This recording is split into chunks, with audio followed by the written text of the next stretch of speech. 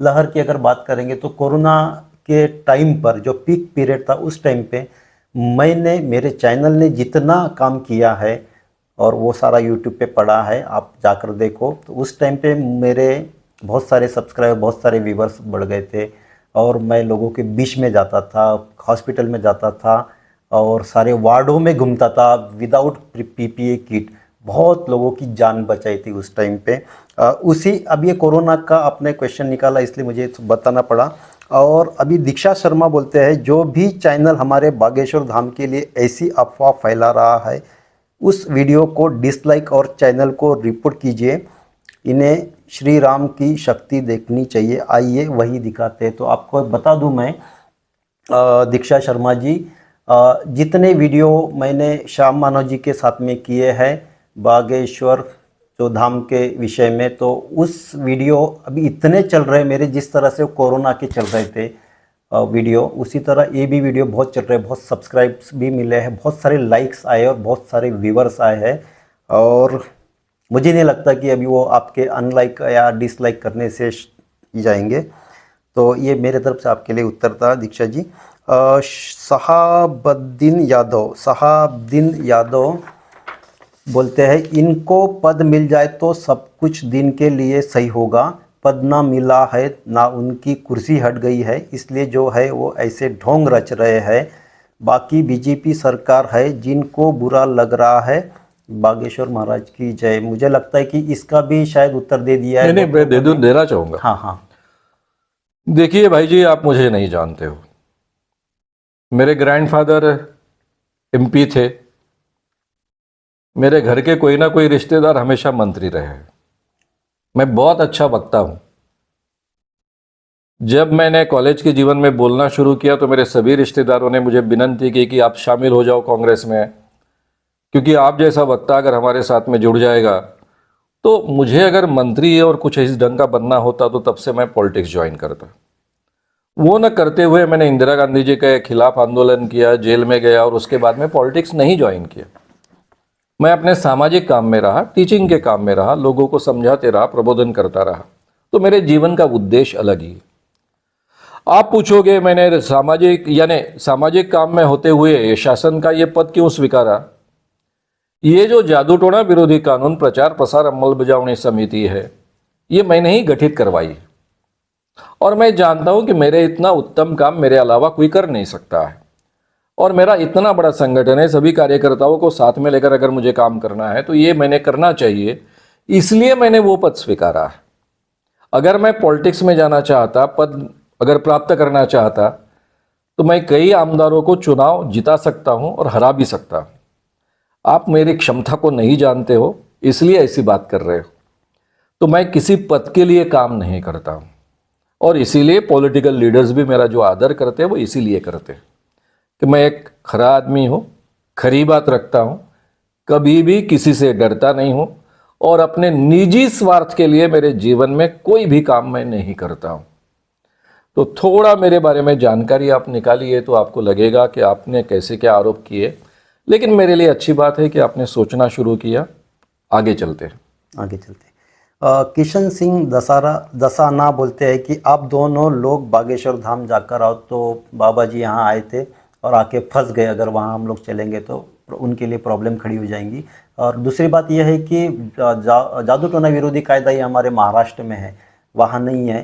तो कायदे में रहोगे तो फायदे में रहोगे वाला आप बहुत लोगों ने कमेंट्स भी किया इस तरह से। तो कायदा अगर यहाँ पर है तो कायदा ही सबके ऊपर है, उसके नीचे कोई नहीं है। एक बात आपको समझना चाहिए। तो हम बागेश्वर धाम नहीं जाएंगे, बाबा को ही आना पड़ेगा। शायद अगर उन पे अगर एफआईआर दाखिल होता है तो उनको जमानत लेने के लिए 8-15 दिन, महीना भर के अंदर ही बाबा को यहाँ आना होगा। तो फिर मिल ही लेंगे, वो खुद यहाँ आएंगे, हम बुलाएंगे उनको। तराने कभी कभी आकाश तिवारी, ऐसे थोड़ा होता है कि अचानक धाम पहुंचना है, अगर इतना इमरजेंसी कुछ हो गया तो न्यूज़ क्यों नहीं आई?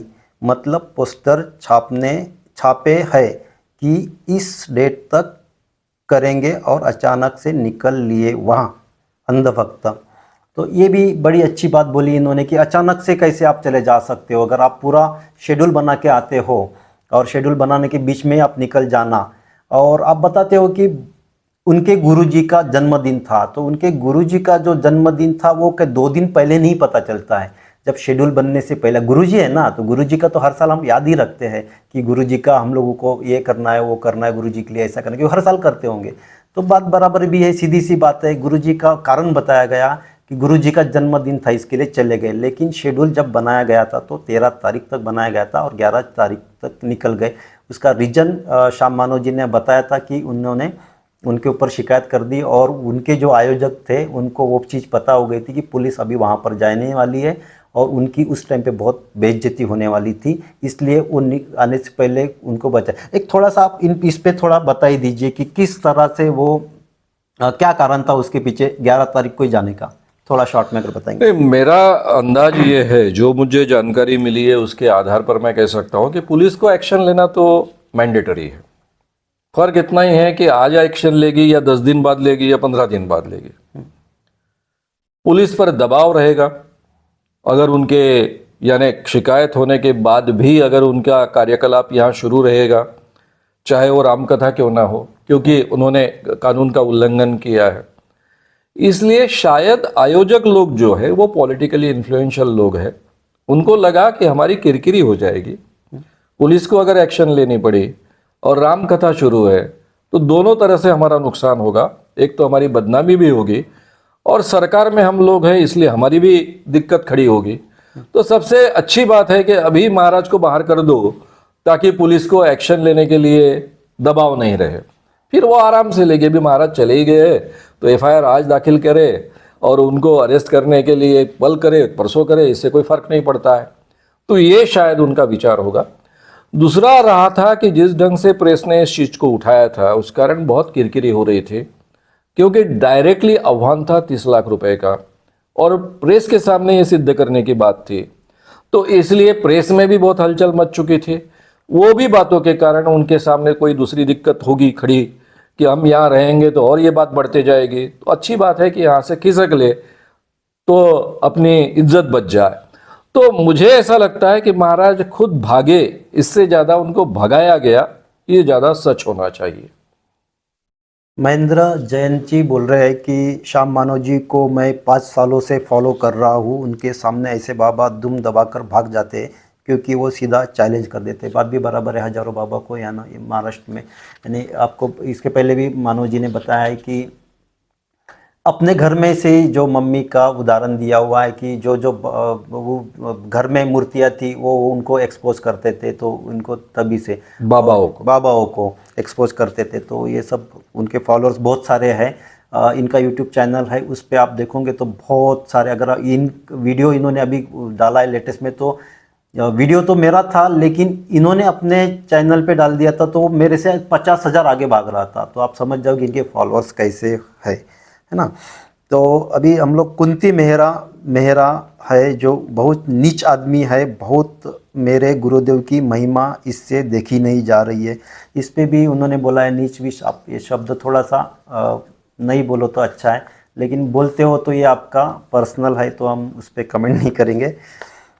आदि नामा बोल रहे हैं सबको दिक्कत केवल और केवल सनातन धर्म से है। और हाँ एक बात और, महाराज तो प्रचार करेंगे सनातन का और हर हिंदू का को राममय करेंगे। आप 10 आदमी नहीं 15 लाओ, महाराज सबके बारे में बताएंगे, लेकिन शर्त है, हाँ लेकिन शर्त है कि आप 30 लाख के बजाय